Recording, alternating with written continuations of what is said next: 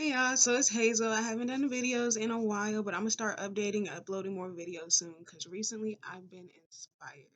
So today the topic is karmic family members or toxic family members. And if you don't know what a karmic is somebody that's placed in your life to teach you a life lesson as you go along. And normally they're toxic. Normally the karmics are toxic as hell.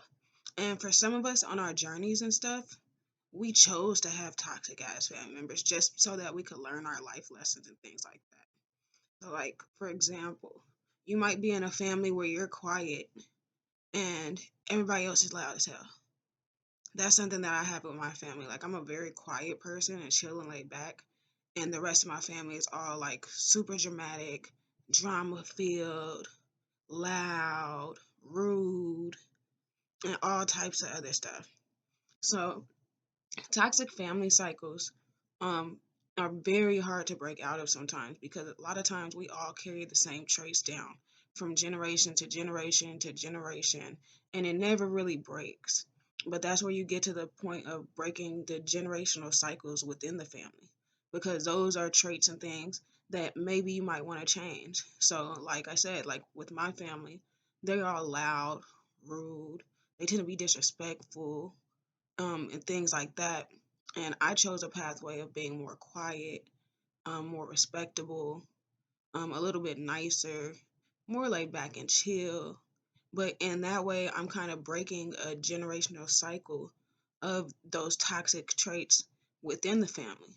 Or you might come from a family full of drug addicts. Let's say someone's in a family full of drug addicts and they decide, no, I'm not going to be a drug addict. Like, and I have that kind of even within my family a little bit, actually, where some of the family members in my family are actually like drug addicts and stuff. Like my mom, she was a drug addict.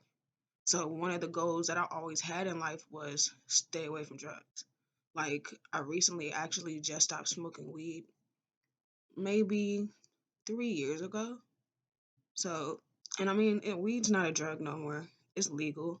But still, that was something that I was very serious about because I knew that my parents had addiction issues and things like that. And I didn't want to be like that or fall into that same line of having that type of problem in my life or raising kids and having that type of issue. So I chose to not go that route. Toxic families, they suck. And I'm pretty sure we all have gone through different little issues in our families and things like that. Different little fights and pettiness and things of that nature. But some of the ways that you can break those cycles is honestly, instead of doing it like Nike, just don't do it. Just don't do it. Notice the toxic behaviors within the family and noticing the faults and issues within the family and then choosing not to partake in those behaviors. Like if you have a family that likes to fight a lot, maybe don't be fighting a lot. Or if you have a family that they're loud and rude, choose a quieter pathway. Or maybe you have a family that education issues. Nobody's ever graduated college and they all just end up working minimum wage jobs, and then you end up being the first person to go to college and actually finish college and end up with an executive position at a company.